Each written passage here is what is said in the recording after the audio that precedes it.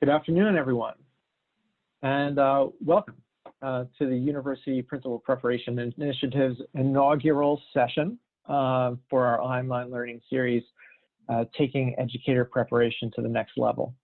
We're really glad that you've chosen to join today. This learning series will be a 5-part monthly learning series that highlights the best research, practices, and strategies aimed at improving educator preparation generally, and specifically principal preparation. Revitalizing educator preparation is incredibly important to teachers and students now, because if we're to reach our national goals for educational equity and achievement, this generation of educators and the next will be the ones to really move our educational systems in the right direction. Principals and teachers influence student performance, and that influence has been well documented in independent research over the past 20 years. Educators within buildings account for between 55% and 35% of the variation in student performance, depending on the study. And we know that principals after teachers are the second most influential factor in student performance. The Center on Great Teachers and Leaders at American Institutes for Research, the University Council of Education Administration, and the Wallace Foundation have launched this series to highlight research and practice in principal preparation and explore the relationships of educator preparation programs within universities, state education agencies, and school districts, working in partnership with other providers to support leaders now and in the future. The series is really an outgrowth of the Wallace Foundation's Principal Preparation Initiative, a $56 million investment in improving principal preparation. The series aims to share ideas and amplify our national dialogue on educator preparation. We're really glad that you've chosen to join the session today. My name's Matt Clifford. I'm a principal researcher at American Institutes for Research, based in Chicago and currently broadcasting from my daughter's bedroom. And I'm a former teacher, system administrator, and I've been studying principal pipeline improvements and principal preparation for the past 15 years. So I'm the convener and MC for this session. I'd like to provide you on the next slide just a little bit of an overview of the 5 sessions in the series. Today's session will be provided by Karen Hawley-Miles, our esteemed speaker. And then the next 5 sessions occur over the next few months. Our goal with each one of these sessions is to provide some form of substantive interaction around principal and educator preparation. We anticipate that many of you are faculty members, students who may be interested in becoming faculty members, state education agency staff members, and school districts all working together in partnership to improve principal prep. For the series, you can choose to register for any session. So you can choose one or you can choose them all. The sessions are independent of one another, but are all organized around the theme of educational equity and achievement and educator preparation. From the series, you can expect distilled ideas that are important and important tools for building innovative principal preparation programs. We've brought you the most experienced researchers and faculty members, all focused on educator preparation. All sessions and materials, including recordings of the session, will be made publicly available through the Center on Great Teachers and Leaders at AIR, the website where you registered for the session, and through professional networks supported by UCEA, AACTE, and other organizations. Just a few rules of the road on the next slide here, in case you haven't used Zoom very much. But we have about 100 or so people signed up for the session, which makes interaction important, but we have to modulate it a little bit. So a few tools to make yourself to be aware of. First, we'd like you to mute your mic by clicking on the telephone or the mic link on the Zoom screen in the lower left. We have a moderator who will also help you out with that. If you have questions, please pose them in the Q&A box. Second, we'd love for you to use the chat function and to click on resources coming up in chat so that you can gain access to all of the speakers' information and other information that we're providing. So please look at chat for that. Third, we hope that you will raise questions throughout the session, and we encourage you to use the Q&A box, that icon on the lower center of your Zoom screen. We're monitoring that, the Q&A box, and we'll be able to respond to your questions, or Karen may be able to respond to your questions if time permits. We encourage you now to introduce yourself a little bit by saying who you are and your organization. So please open up the Q&A box and introduce yourself by listing your name and organization. Without too much further ado, that is my quick introduction. So I want to just briefly introduce Karen Hawley Miles. Dr. Karen Hawley Miles is the founder and executive director of Education Resources Strategies, a nonprofit organization dedicated to transforming how urban school systems organize resources so that every school succeeds for every student. She began her work in the Boston Public Schools in the early 1990s, and she's worked intensively with hundreds of school leaders throughout the United States to analyze and improve their funding systems, school-level resource use, and human capital and professional development systems. Karen is an experienced teacher of leaders. She comes with a wealth of experience. And through her work at Harvard University, New Leaders, and the Broad Institute. She serves as a senior advisor to the Aspen Urban Superintendent Network, and recently served as commissioner on the Equity and Excellence Commission for the U.S. Department of Education, and as a member of the Broad Prize Review Board. Karen, we're very glad that you're able to join us today, and we're looking forward to your presentation. Thank you. Thank you so much. So it's great to look at those chats. Thank you for filling those out, because I actually see some people that I know on here, and also some folks that are in leadership positions in districts that we've been working with, or who might know members of my team. So very excited to get on with it. As Matt said, we're a nonprofit.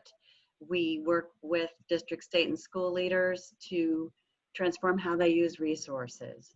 And I personally have been working to understand the links between resource use and outcomes for almost 30 years now, when I got really intrigued with this puzzle of why school leaders always feel so resource constrained, regardless actually of the actual level of resources they had.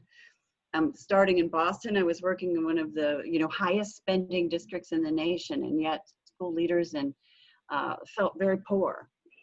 And so I've come to understand that it's about how much and how well, and also that most school and district leaders don't actually have the training or career experiences to support them in actually organizing resources strategically to match up with the most powerful strategies for accelerating learning for every child. So what I'm going to share with you today draws on this 30 years of experience, as well as a new alliance we formed with Education Trust to expand the field of resource equity, which I'm going to share more about. We do work all over the country, sorry,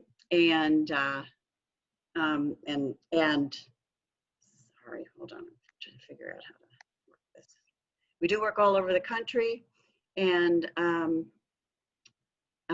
our mission is to work directly with districts, but we also know that university professors use our tools, because we often see big spikes in usage when students are assigned to use particular tools from our project. And we see this random thing from the University of Arizona or something and wonder what happened there. So I want to jump in with the answer first here. and say that and assert that accelerating equitable outcomes requires school leaders to be both instructional and organizational leaders. In fact, I would go as far to say that the leaders who accelerate learning and sustain learning at high levels don't see their job as being the best teacher.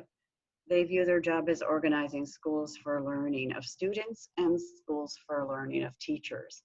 And they view their jobs as organizing to leverage the experience and expertise of every individual teacher. Doing this requires both a different mindset and understanding and experience with how to do 6 categories of work. I'm not going to go deep into these 6 categories because this framework is the straw man for your discussion and an important organizing framework for today that I'm hoping will draw out throughout the work. So what is it that school leaders need to be doing in order to do this? We propose that preparation programs can better equip school leaders by doing 3 things. Making better connections between resource use and equity. When we talked to some focus groups in preparation for this meeting, they pointed out to us that a lot of times the conversations about instruction don't draw connections between what does it mean to do to implement a particular practice and what the resources would be required in order to do that. Nor do they focus on the second thing, which is to translate best practices into resource shifts. What we see districts doing and schools doing that accelerate learning required new ways of organizing resources, and they also require trade-offs.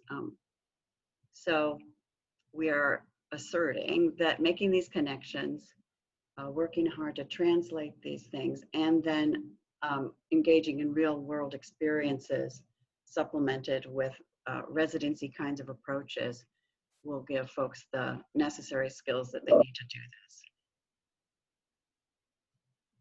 So let's move to what do we mean by resource equity? I know this is a topic that you've been exploring together over time, but before I dive into it, first as a reminder, when we say equity, we're not talking about equality. We're talking about students who need more get more, and in ways that work for them. So they might not get the same things, they get the combination of resources that they need to do it. The second point that I want to make is that equity without excellence doesn't lead to equitable results. In fact, it's debilitating and dumbing down. So with those 2 introductions now to the framework, this framework was created over a 2-year period, well, actually over a 30-year period, but in the last 2 years, we've created a partnership with Education Trust, which is a national organization that works to communicate and to engage communities in advocating for the kinds of changes that would lead to excellence and equity.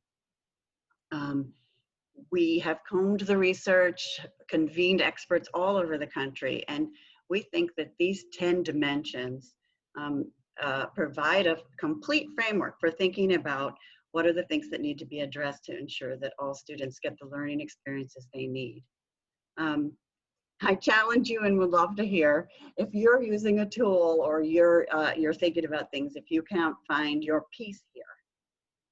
The point I want to make here that we think is a big add is that we've learned that resource equity must be addressed in a holistic way. You can't just create a strategy in one area without thinking about the others. And so, you can't just raise spending in one area, raise the level of school funding without thinking about what the ways are that you're going to use that new money and change the way existing money is used in order to support students. The second big thing I want to point out about this framework is that we have learned how to measure whether these excellence and equity conditions exist in schools and districts. And being able to measure and assess the levels of equity practices and excellence is the first step towards accountability. And it's also critical for engaging communities in conversations around this because it enables a common language for talking about what is needed. So with that, I do want to point out, and you all know, that equity challenges are much larger than just what plays out in schools, and addressing all of these resource dimensions requires working through states, districts / cities, schools, and classrooms. Obviously here I'm focusing on schools and classrooms, but I do want to point out that we know that principals are some of the most important communicators and advocates for change. So supporting them to understand the wider perspective is also really important if we're going to get to the kind of transformation that's going to be required to create overall equity. So let's jump in then to understanding what are the concrete resource shifts that have to happen. So the basic premise here is that leading for equity is not about doing a good job managing the status quo with efficiency, making the budget add up, making the schedule run like clockwork. That's good to do, but it's about shifting resources and organizing in new ways that support all learners to get to the high standards. And there's a large research base on how that happens. And research shows that schools that accelerate learning for all students who come into school at different levels with different skill levels actually do school differently. They center on empowering rigorous content. And then they do these 4 things to make sure that they are organizing resources around it. They focus on hiring and organizing for teaching quality and diversity. They target and differentiate time and attention. They integrate student supports and interventions, and they foster a positive and inviting climate. Many of you probably were or are, or I learned training to be the leaders that get things done for students. Many of you did this in spite of the standard rules and systems, and maybe even had to fight your districts or unions to do it. But we know that many of the practices that you're engaging in, because we had a little preparation focus group, we know that many of you are implementing already some of these bright spot practices. So I'm going to give you a framework in a minute to think about the big resource shifts required to get to these big practices. But first I want to switch to a video of a wonderful school that implements, in which you'll see most of these practices in action. Hopefully this will get your mind going as you go through this. And then if you can be taking notes as you go, to think about what five dimensions of resource equity you're seeing playing out, and if you can observe some of the specific resource shifts needed. I just quickly want to tell you that Jeremiah Burke was one of the most improved schools in Boston over a 6-year period. ELA proficiency went from 29 to 72, math from 28 to 60%, and the graduation from 34% now to in 2016 to 74, and well over 80, well over close to 90% now. And so with that, we will move to a short video. This video is also on our website in a longer version, along with many other videos that you can look at to see different elements of these things in practice. Burke is comprised of a historically marginalized population of learners. Students typically are arriving at a 5th grade level. And so our job is to get them on track for graduation, get them on track for state assessment, and get them on track with their peers.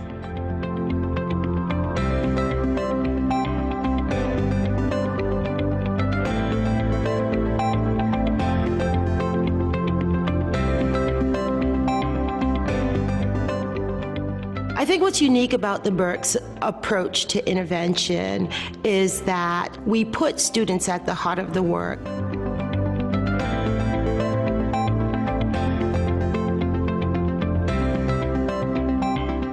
So our intervention model is not based on remediation or holding kids back, but rather having them access the same classes that all the members of their cohort are currently in, while also giving them additional support. We have block schedule, and it's a 4x4x1 block. The one block frees us up with flexibility so that if a need arises in the classroom and we can't address that particular skill level at that time, the one block is free for the taking. Suppose we're in a geometry class, and part of what you need to know to be successful is a little bit of algebra. And we suspect that that might be missing. We don't take the geometry away from the child, but in addition, provide the learner with a refresher of algebra in that one block. If a student is struggling on one standard, they can work on that standard in multiple ways. It gives us more time and freedom within the curriculum to have students have more choice. What we were doing previously is just giving the same level of intervention to all students. And the more that we looked at that and what kind of progress kids were or were not making, it was very clear that we needed to go to a tiered model where we could give different levels of support to different students. We'll give a baseline assessment in September, determine interventions for kids at that point for both math and ELA, and then we'll repeat that process in January. Then after our state test in March, we'll adjust the interventions again. During intervention assignment meetings, we're able to look directly student by student, how did they do on the baseline assessment? We are going to figure out, based on how those kids have moved or have not moved in their demonstration of their understanding of our state standards, to figure out what intervention they now need. Now that we've identified all those interventions for kids and how you're going to tweak them, let's make sure we conference with those kids one-on-one so that they know. If students are showing significant gains, then we can decrease their intervention dosage. Burke is comprised of a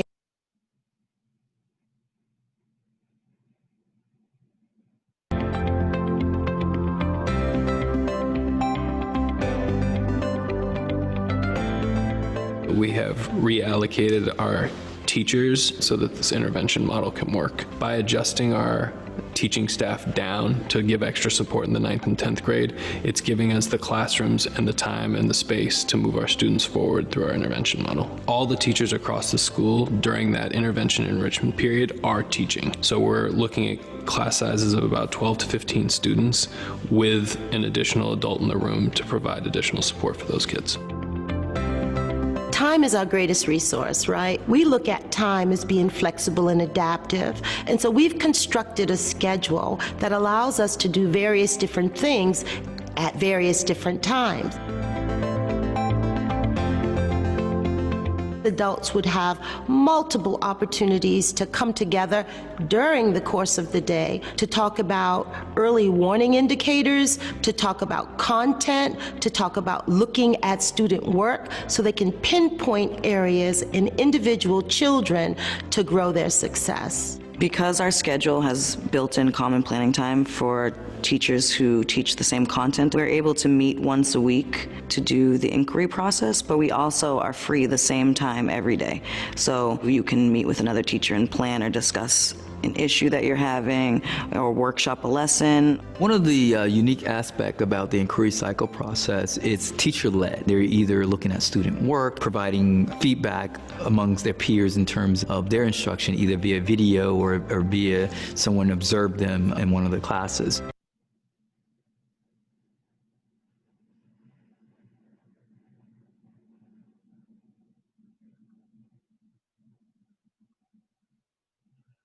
Thank you, Rachel. So with that, hopefully that got your juices flowing. We wanted to just do a quick poll to get a sense of which dimension of education resource equity has stood out for you most in that video. Hopefully you saw many of them interacting together, but just quickly.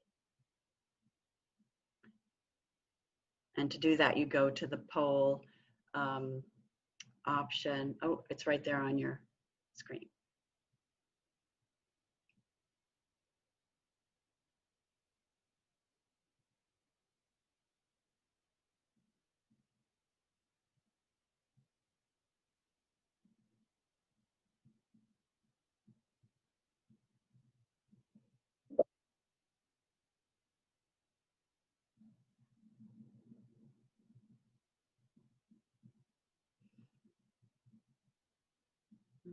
You got 30 seconds to go here for 13 of you that haven't voted. But it's interesting and happy that you're seeing most of these dimensions in action, or at least as the prominent piece.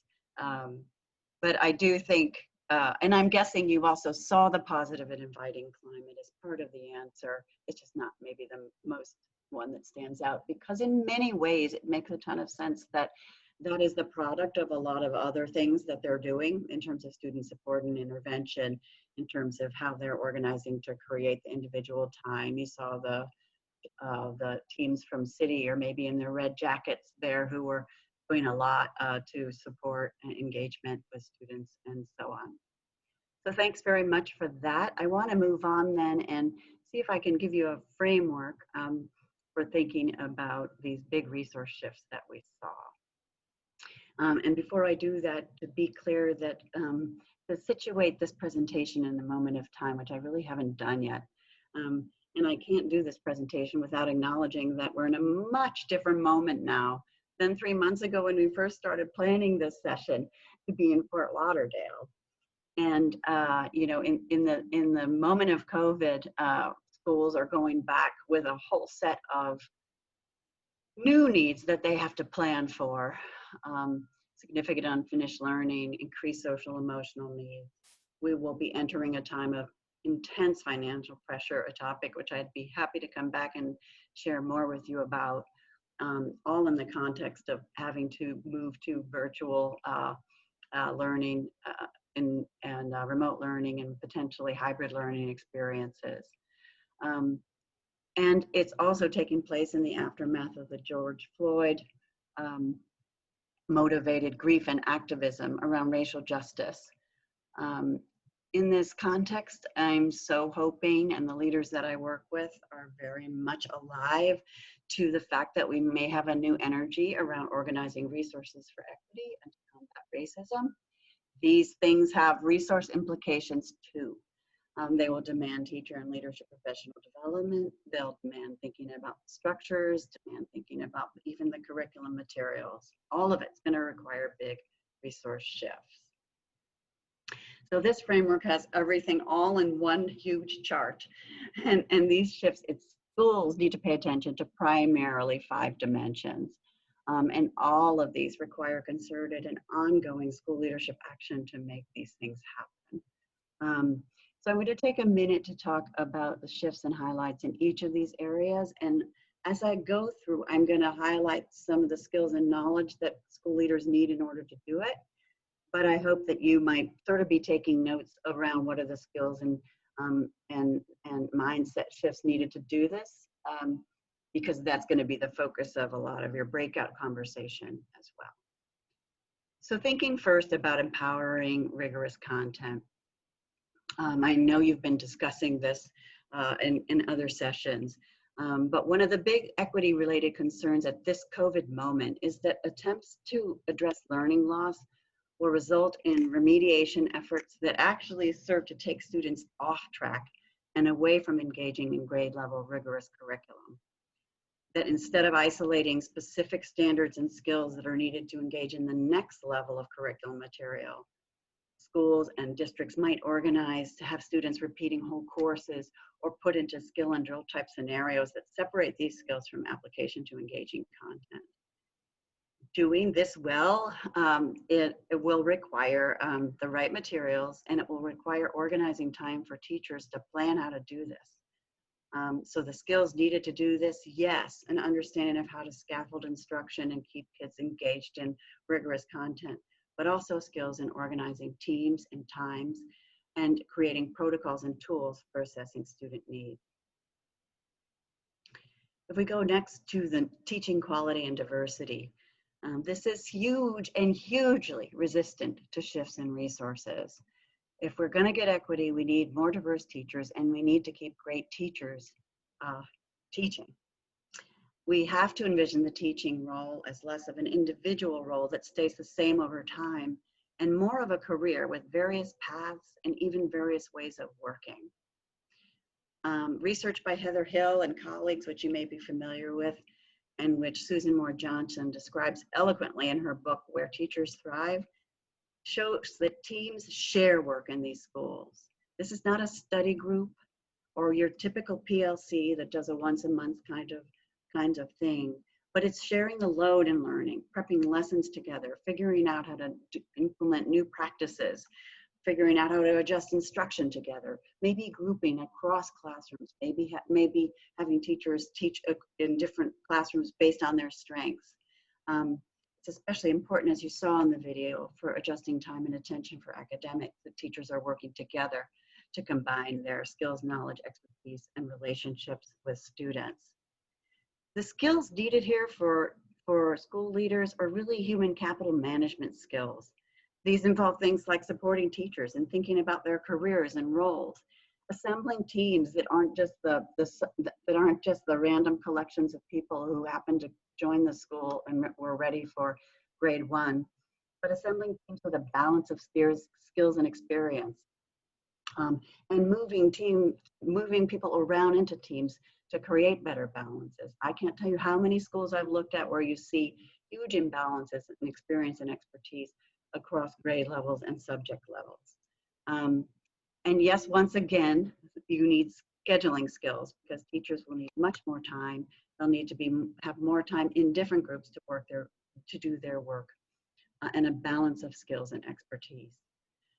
We found how difficult it is just to find the resources to pay teacher leaders or expert leaders to lead this work. It requires choices and trade-offs, but it's a necessary thing to be able to sustain this kind of teaming over time. If we move to instructional time and attention, you all noted that this was the one covered most in the Jeremiah Burke piece. We all know that schools look the same way pretty much since we went to school. Fixed class sizes would stay the same for most subjects, and fixed equal time blocks. No variation for student need, no variation for lesson type, and no variation for subject.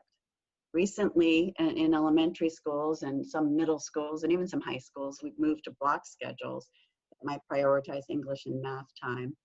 And sometimes, although frustratingly not that often, result in lower teacher loads for these subjects as well.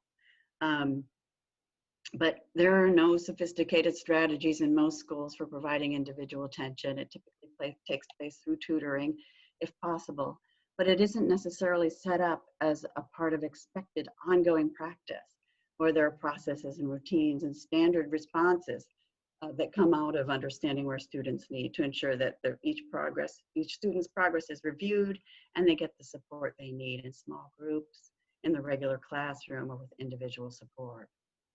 So what are the skills needed? I'm sure you'll come up with more, but it's the knowledge of what the options are to do this, what the protocols, routines, and processes are that enable teams of teachers to do this, schedules for students and teachers to enable it, and the ability to do budget trade-offs to figure out how to resource the extra time and attention that's required, or to free up the time for the core classroom teacher to be able to do this work with students.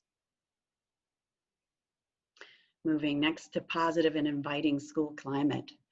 Sometimes we don't think about school climate as a resource issue. In fact, we had a lot of pushback around, do we include this as a resource? But relationships are a resource. And we all know that some teachers in some schools are masterful at this, creating relationships with students. But it takes time, energy, and thoughtful structures to do this consistently, especially at the secondary level. We can't be expecting that teachers who have student loads well over 100 are able to create the kind of relationships that are going to be needed, especially in this post-COVID moment. And we need to figure out, and learning science is also showing how critical relationship is. So devoting resources to this means structuring time in the school day for community meetings, for teachers to be able to meet with students and connect with them in the context of their whole lives. It means devising advisory structures and investing to make those work. Organizing students in smaller cohorts so they can come to know one another and their teachers, It means doing things like looping from one year to the next, so students and teachers can be connected over multiple years. And it means at the secondary level, reducing teacher loads in some subjects, so we don't have these unrealistic options. Again, what are the skills needed?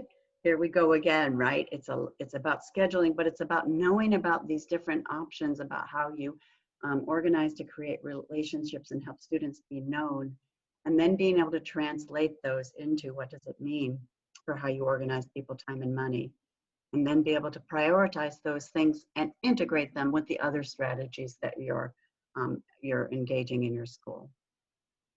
Finally, the last piece is student supports and interventions. Here, we're shifting from this idea that there are only certain jobs that attend to this work, counselors, social workers, and psychologists. And if those don't exist, then we're not investing in social emotional learning. And instead thinking about how to integrate some of this support throughout and in more integrated fashion. Doing this also has resource implications, as it requires sort of time and attention and professional development. Also, connecting students with outside resources isn't something that's done for free. It takes time and energy to make the connections for students to the resources and outside partners that are needed.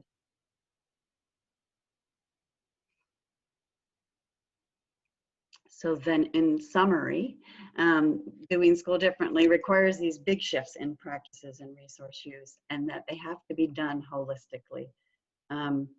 Really, you can't pick one out without addressing the others in some fashion, but certainly school leaders can prioritize things to begin working on, and so many of these things can serve as an entry point for doing this. So one more thing on the moment here.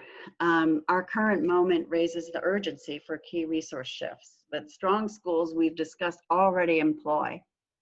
So if we need to optimize and differentiate instructional time and attention and do all of the things that are underneath that bullet, right now we have got all sorts of experiments happening with the way that students and teachers are interacting.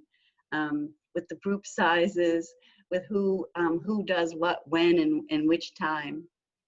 We have teachers playing new roles, teachers who are master teachers teaching across the entire grade level for the core lesson, and other teachers who are especially good at intervention and individual support, working across classrooms to support students who are doing that. In terms of integrating student support and interventions, we've got all sorts of community organizations right now jumping in to provide support and surround students in places where this is really working. So I feel like this focus on resource equity could not be more timely. It could not be more timely because this moment highlights what's always been true in our schools, that we need to organize resources quite differently to meet the needs of every student. And it's creating a wide shifting and an opening, we hope, to new ways of doing things. I will tell you that in my work with district leaders and school leaders, there is a widespread fear that there will be this desire to go back to a normal, such a desire to go back to normal that that folks will want the schools, once we get back to them, to look very much like they used to look. But we know that wasn't serving all of our children. And so this is a moment where we can hopefully get to a new place with it, and where leadership development folks can play such a huge role. So I'm hoping that you've gotten lots of ideas as you've gone through this about what the big things to do are. The shifts that we're talking about show up in specific concrete outputs. And you can see these categories here, a strategic plan. Every school leader has created their annual comprehensive improvement plan. Calling these a strategic plan would be quite the stretch in many cases. when we say strategic plan, we mean that plan, but we mean that plan that focuses resources and organizes people, time, and money against the most important priorities that play out at a school level. Creating a master schedule, a huge piece. Many school leaders get to their roles without experiencing creating any of these things. For example, in a podcast that we've got, which I love and you can find on our website, a principal in Tulsa, her name is Carisha. She describes the experience of being a new principal and being asked, do you want to use the same budget that you had last year for this year? And she answers back, well, of course I do. Why wouldn't I?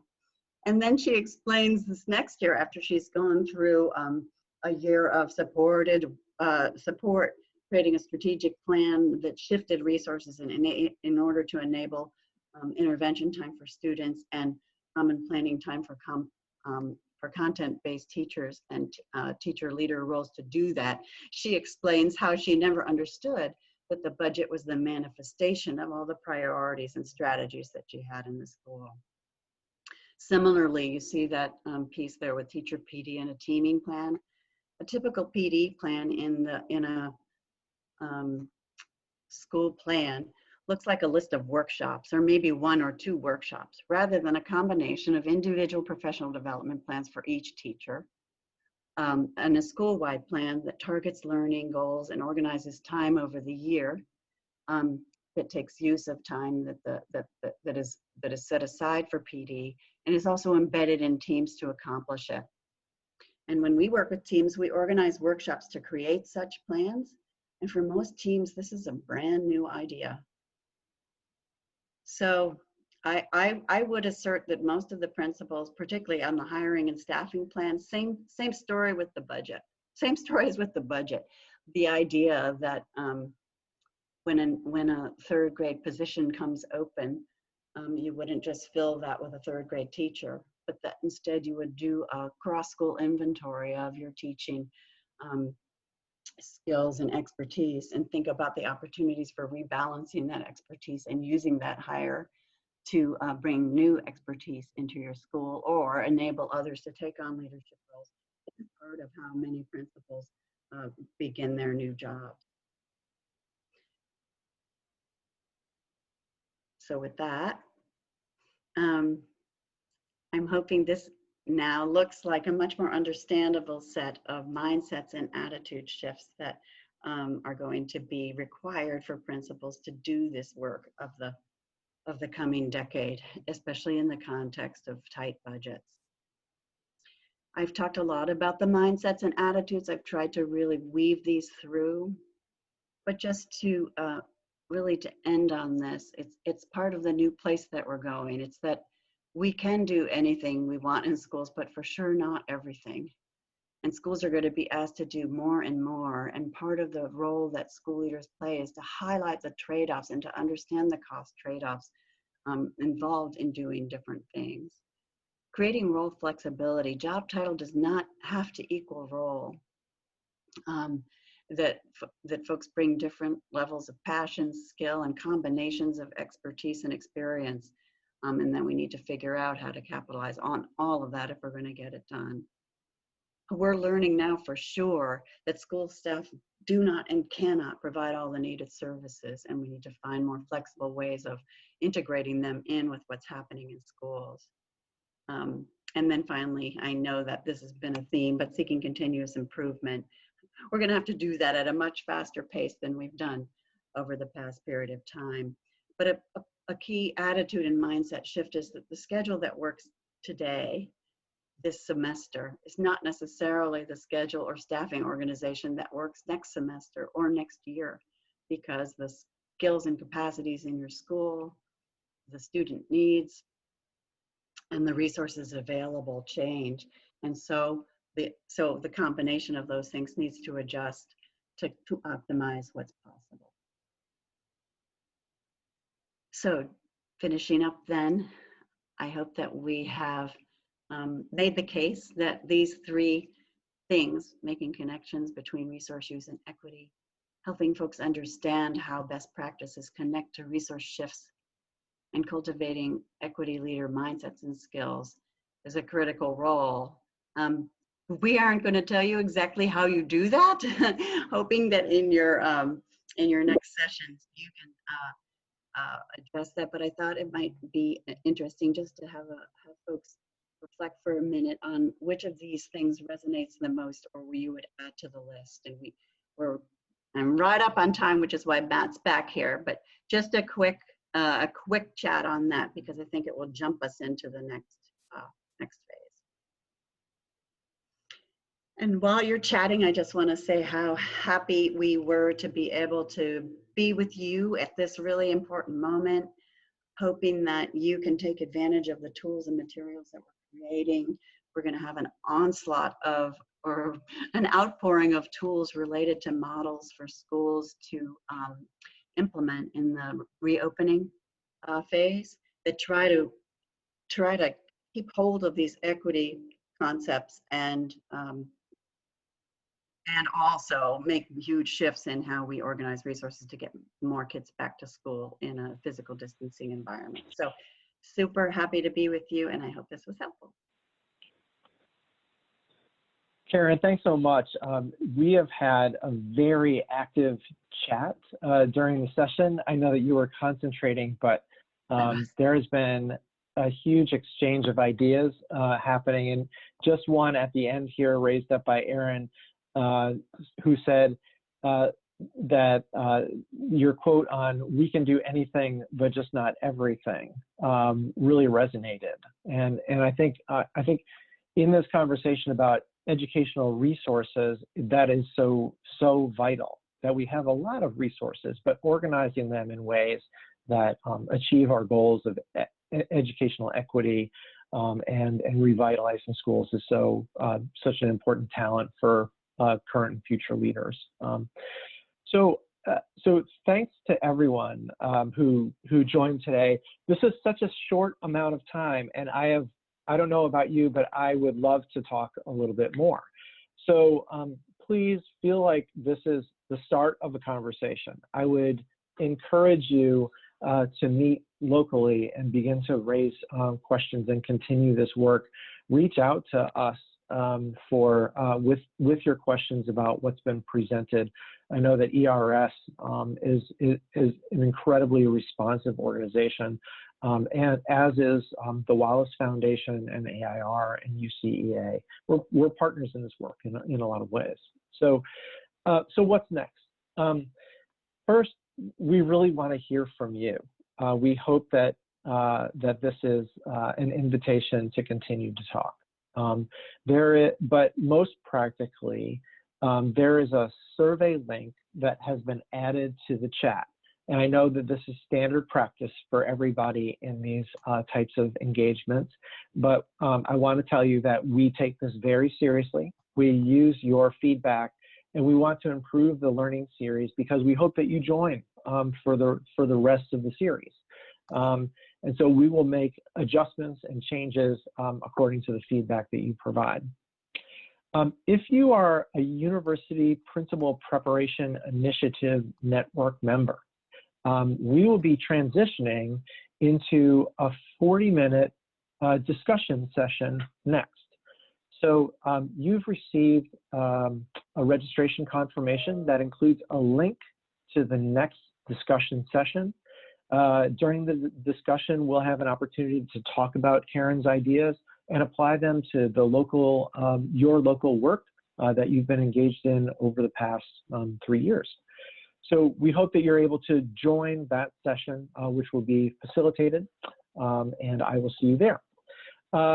For others, if you're interested in joining the rest of the learning series, the entire learning series with session descriptions and other information are available through the Great Teachers and Leaders Center at AIR, through UCEA, University Council of Education Administration, AACTE, and you will be receiving announcements from our different organizations inviting you to join. So we hope you do that.